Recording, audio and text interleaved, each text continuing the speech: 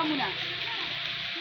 So, kailangan paghandaan, pag-practicean yung backlot competition natin ha. Then after na, saka tayo mag-exam. Ito yung last natin. So now, muna ko. Okay, one by one tayo. Pick first dive. Same lang yung ginawa natin doon, yun din ang gagawin dito.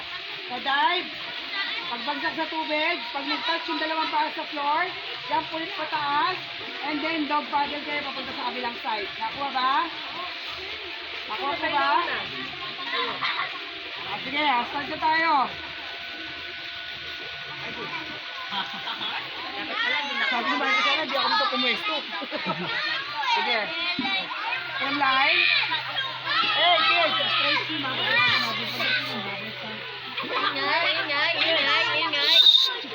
Ingay. Ingay, coach. Kahit pasukan ng tubig yung goggles, walang mag-i-stop ha. Ayun yung challenge sa inyo. If ever na mapasukan yung tubig, walang hihinto. Kailangan diretso yung lamay para hindi malunod. Naintindihan ba? Okay, sige, start tayo. Put together. Naku po. Ay! Mali ang jump. Head up, head up. Head up. Pinabahan si Kuya.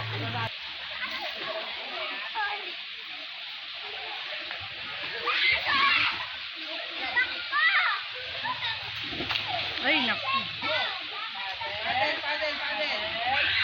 Head up. Down. Get open mouth. Head up. Down. Open mouth. Yan.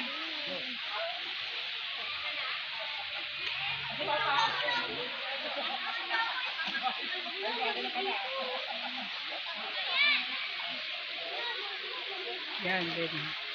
Yan. Paddle. Kamay. Head up. Okay. Again. Down. Nice team. Very good. Go. Kick.